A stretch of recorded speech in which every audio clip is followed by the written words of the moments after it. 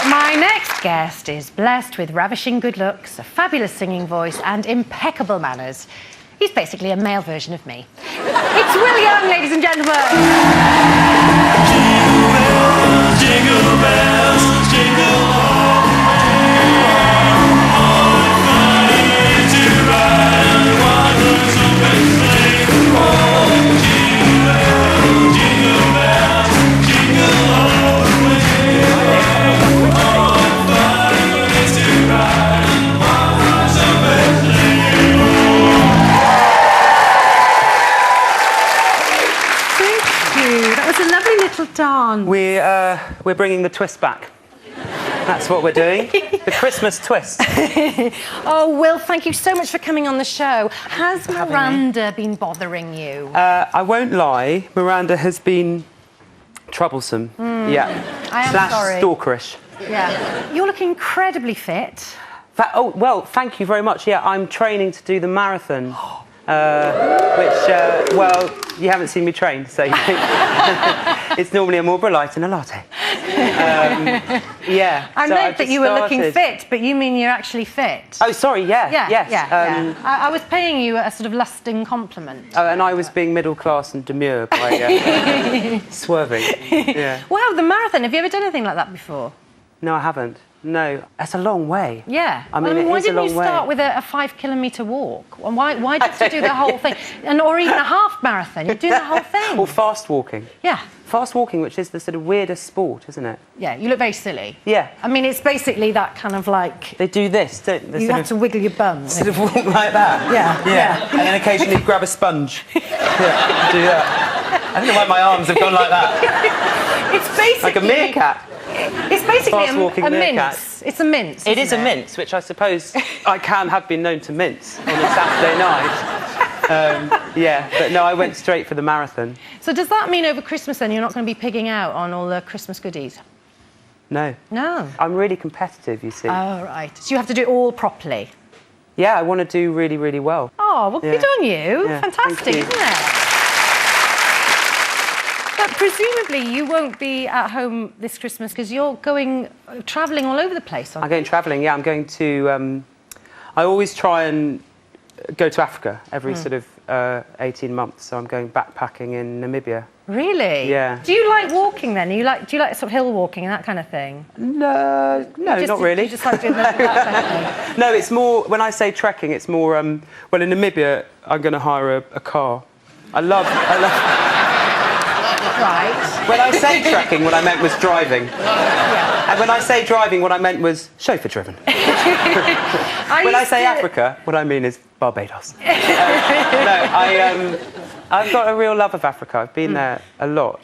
Which, and I was in Mozambique beginning of this year, and I went with a friend, and she got attacked by a baboon, which is not funny, but it sort of is funny, weirdly. But she came into my heart. She was like, "A baboon's attacked me. To begin with, I thought it was you." But then I realised it wasn't. I was like, why would I attack you in the middle of the night? I've got this lovely image now of this friend of yours with a baboon on her back. I'm, oh, Will, stop it! No, stop it! But the other thing was that her camera went missing, and I just had this image of a baboon, like, creeping up next to her. Like that. Nicking the camera. Yeah. But Christmas, then, you won't be having a Christmas at home, but what was Christmas like for you growing up? Christmas was great. I think I was quite spoiled as well. Like,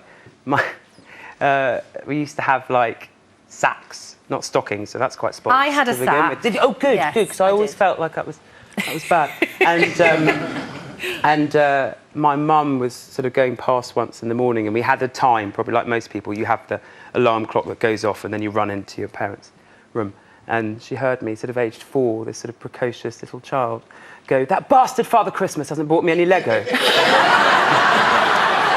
And then a sort of thump of the sack just thrown onto the floor. Well, what a horrible child. You knew your own mind. You knew your own mind. Yeah, and I was quite sort of nosy. I've always been quite nosy, so I always wanted to find out what my presents were. Oh, did you? Did you go hunting for them? Yeah, and I found out. I got in such trouble. I was like, "Oh, I know, Mummy, I know what I'm getting. I'm getting a walkie-talkie." "No, you don't." "Yes, we're getting a walkie-talkie." Poof. No, they didn't hit me. They didn't do that. Why is your impression of yourself as a child really posh? It's just for comedy value. I thought it might make people laugh. Sorry, I thought perhaps you'd sort of de-poshed yourself as you'd got older or something. No, I think some people perhaps do de-posh themselves, but I think when I arrived on Pop Idol in a flat cap and a tank top and spoke about my mother with her shotgun, I think it was fairly obvious that I was fairly middle class.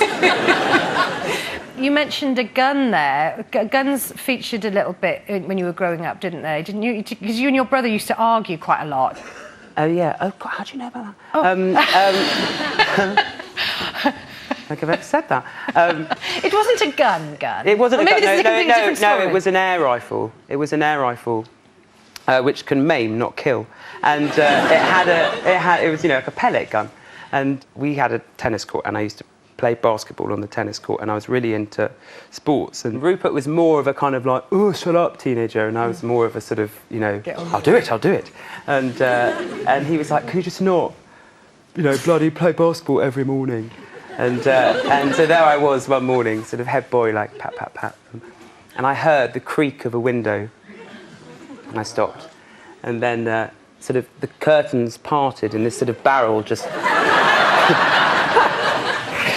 sort of came out through the curtains. I stopped again, was like, a bit like a sort of impala when they're being hunted by a lion. It's like, what? And then carried on going, and then suddenly, poof, just in the leg. He shot me in the leg. He got you? Yeah, and then all I heard was, ha, ha, ha. And then, I bet you never practiced again.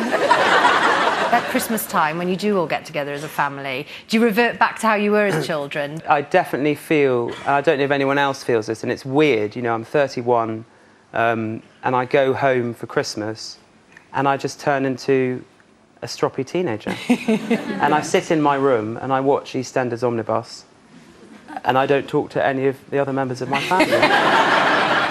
You know what it's like with siblings, they can just say one thing. Like my sister will be like, I love my sister, but she'll come in and she'll just say something like, oh, someone's getting older. And already I'm like furious. Yeah. Do you know what I mean? Furious. God, you're pissing me off. Tell me about your acting, because we all know you as a singer, but you've been doing a lot of acting. You've been in Skins. Yeah. You've been in Miss Marple. Yeah, I always wanted to sing, and then I went to musical theatre college for a term, and then I did a film called Mrs. Henderson, and that came up really out of the blue.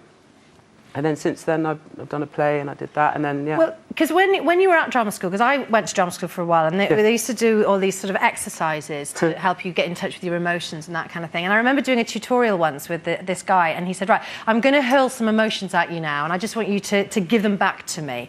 And so he'd go, give me hate, give me love, give me joy, Yeah, we give did me that. anger. We did that. And it was like, so you sit literally there going, Yeah. like that. Yeah. So I thought I'd try it out on you now. See how you get on. So I'm going to give you a few emotions, and let's see how you react. Okay. So here we go. Have a gulp of water. So okay, Will. Me. Give me anger. Ah. Give me joy. Give me I missed the bus. Give me I missed the bus, but there's another one right behind. Give me there's another one behind, and it's being driven by Miranda Hart. Very good. You mentioned your music earlier. You've been working on a new album. Yeah, I'm really excited about it. When's it coming out? I think it's coming out May, June. It's quite different. I did a track with Groove Armada this year, and I'd done a few stuff with them, and I just found a different vibe, sort of slightly more 80s, a bit more upbeat. And so that's kind of what the album is, yeah. And I'm really, really excited about it. Well, now listen, I want you to come with me, because I am feeling there's a little bit of chemistry between us tonight, Will. And seeing as we both have had #1 hit singles, I thought you and I could sing a little Christmas song. Yes! And let's get our inspiration from the heartache that one gets at Christmas. How about that? Last Christmas, I gave you my heart, but the very next day, you gave it away. This year, to save you from tears,